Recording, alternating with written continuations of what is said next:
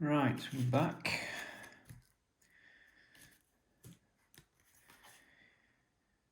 We're in the hour of level 4. We've got a magical point here. We've got 3 candles and a bow line, giving us another 4. So we've got potentially 5 magical power available.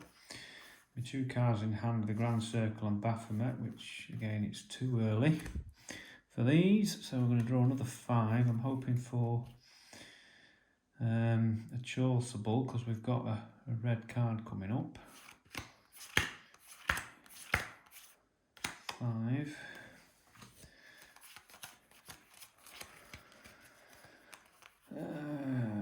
There's the Chaucerable. And we could also do with getting the Lodestone out soon and the Devil in the Hearth. There's quite an amount of power to spend there. We do have some. But we could do with the mirror out now to make use of some of the doubling up on some of this power. So what I think we'll do is we'll spend 4 power on the Devil in the Hearth. We're then going to spend our 1 power here to sacrifice the Besom. Put 1 card from the discard pile either in your hand or on the top of your deck. So we're going to take out the mirror now. There it is, it's our hand. We still need to get that on the table. So I'm going to scrap the salamander. Do I need more? Actually, I might just take the power, get rid of the salamander. So we've got 3 power in effect at the moment. We're going to spend 2 and bring the mirror out. And then we're going to sacrifice the Devil in the Hearth to give us 5. And the mirror automatically activates and copies the sacrificed effect, which then effectively gives us 10 power, plus 1 here. For the 10, I'm going to spend 5 and bring the Chaucerable out. I'm going to spend 4 and bring the Lodestone out. So that leaves us with 1 to spare. Book of Packs we don't really need yet, but it'd be handy to get the salamander out, so I'll spend these 2. Bring the salamander into play, discard the Book of Packs. We've only got 1 card left, which is the Interrupt. If it's really bad, we've now got the Chaucerable to sort it out, but let's see what it is and see if we can address it. The Relinqui. Right. You must summon this card. When summoned, put all artifacts in hand face down under the Relinquily. Well, I've got no other cards in hand. Actually, I've made a mistake there. This card shouldn't come out until the beginning of the next round, so we'll put that there. Advance the hour. Put a card on it. Let's shuffle these. Should be 4 more cards in my hand. 1, 2, 3, 4. Now these are the cards that are going to go under the Relinquary if we have any artifact cards. What have we got? I think we might be lucky. When summoned, put all artifacts in hand face down under the Relinquary. They are considered out of place. The T activation, sacrifice, return all cards under Relinquary into your hand. So we haven't actually got any artifact cards in my hand. We've got 2 of the key cards, 2 magical power cards. I'm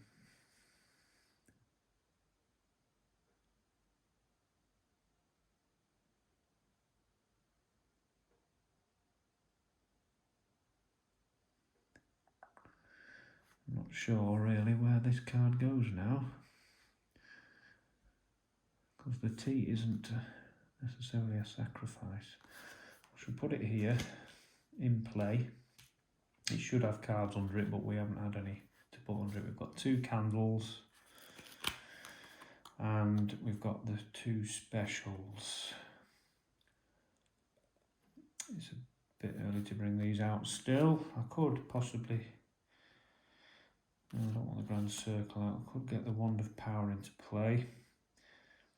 I've got to sacrifice 3 Tannists with none of their sacrifice effects. I think I'll do that. Let's get the wand out. We'll leave the Golem in play to protect me from wounds and sacrifice the rest of the Tannists. Grand Circle can go to the discard pile. Take out another 5 cards. So this 2, 4, 5 is the end of the round again. We've got 3 power in play. Baphomet's here.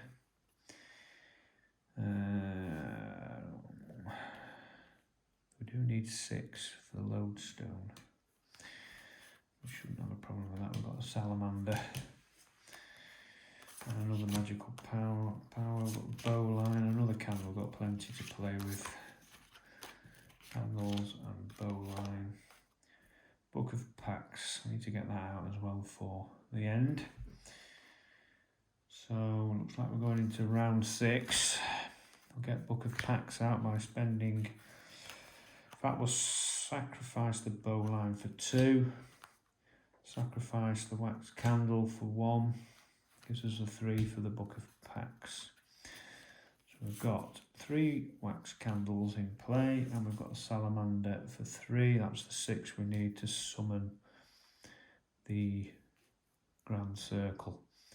So things are looking okay. We just need to start clearing some of this stuff off the table now. Instead of using that wax candle, I'll have used that power because I don't want any power in play at the end of the game, at the end of the round. I have to take a moment to think about the next few turns, as I've ended up with a lot of artifacts left and I've got to think about how to get rid of them. We are at my hand is empty. We've got 2 cards left in the discard pile. I do need to advance the hour to the next hour, which we're going to do now.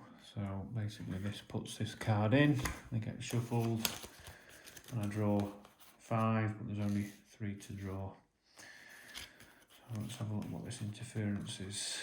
You must summon this card, the Angel's Feather. Only if this was in play. Shuffle the discard pile into the deck and advance the hour. Only if this was in play. So I've just checked up on the Angel's Feather.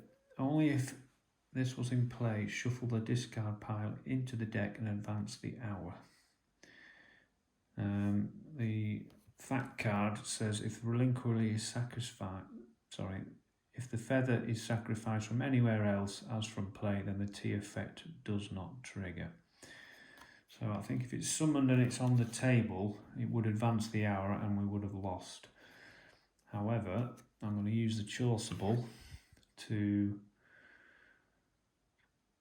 sacrifice the interference instead of summoning it. So we're not actually summoning the Angel's Feather, we're just going to get rid of it using the Chaucerable. That leaves us with our 2 end cards, which we need to get out now to finish this game. Right. I need to get rid of some of these artifacts. So I'm going to take a scrap of wax candle. If we don't scrap it, it gets sacrificed at this stage of the game.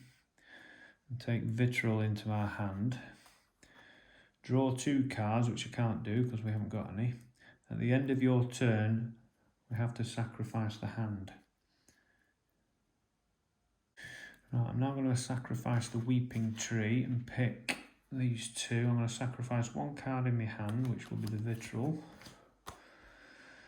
And I'm going to gain 1 extra power. And this card gets sacrificed. I need to get rid of these 3. We've got lots of power left, and the salamander. The relinquish I've just checked up on, that can be sacrificed whenever we like, and that's when it returns the cards that's under it, so that can go. I'm thinking this card still needs another card to be able to sacrifice it. I'm struggling to get rid of the deck of cards, unless we can sacrifice cards without activating the effect, which I need to check up. Right, I was right in thinking I can't just sacrifice a card, I have to be able to carry out its order. So this one, sacrifice a card, draw one card, and then discard 2 cards. I can't do that because there's no cards to draw, and I can't discard these cards. So I need to get rid of that card in some other way. The exercise water, sacrifice 1 card in the discard pile. I have no cards in the discard pile, so I can't get rid of this card. This card is straightforward, sacrifice another card. So I could use this to get rid of one of these 2, but I was reserving this to get rid of this Tanist. The lodestone will get rid of itself.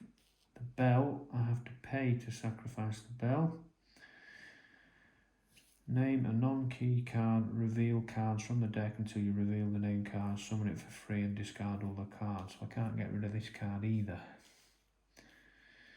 I can pay, scrap a card on the Wand of Power, but it causes damage, so I don't want to do that if I don't have to. I think we need to progress in the area that I know what I can do. So we're going to sacrifice the lodestone and pay 6. We've got 1, 2, 3, 4. We scrap the salamander, gives us a 6. Now I think that might help over here. Sacrifice, draw 1 card, then discard 2 cards. Sacrifice 1 card in the discard pile. So I can now carry out this. Sacrifice this card, and it sacrifices 1 card in the discard pile, which is the salamander. We've just done the load. We've just paid for the lodestone, the 6, which means I can now sacrifice this and summon the grand circle. We now have the 3 key cards required to summon Baphomet. I've got these 2 cards here. Scrap 1 card in play, sacrifice 1 other card in play of the same or lower power. So I can do that because these are -2 points at the end, and this would only be -1. So I'm going to use this, scrap 1 card in play. It leaves 1 in the discard pile. That's no good. Scrap 1 card in play. I needed a wax candle to scrap, really, because that doesn't get scrapped, it goes to the sacrifice pile. Right, let's use these 2, sacrifice him to get rid of him.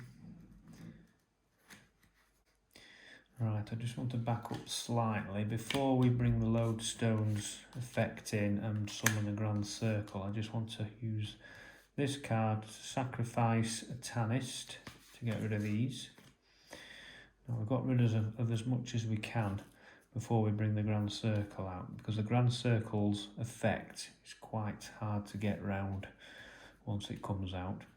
So we'll now use the lodestone. We've already paid the 6 to summon the grand circle. I'm hoping this can get rid of these for me. While the grand circle is in play, sacrifice any card that would be scrapped from play or discarded from the hand. So these wouldn't be discarded. And I can't activate the sacrifice ability, so I don't think they will actually work. So I think they're going to remain on the table. But we do now have these 3 cards in play with as little else on the table as possible. We can now use these 3 cards to summon special sacrifice, Book of Pacts, Wand of Power, Grand Circle. When summoned, sacrifice all other cards in play, preventing all T effects. Lose 1 point for each card in play. So these 3 go, because you sacrifice these to summon him. These 2 are still in play, so I actually lose 2 points from my end score. And Baphomet is out. Now we score 1 point each for each health that we've still got left, less the 2 points that Baphomet's given me over the 2 cards that were left.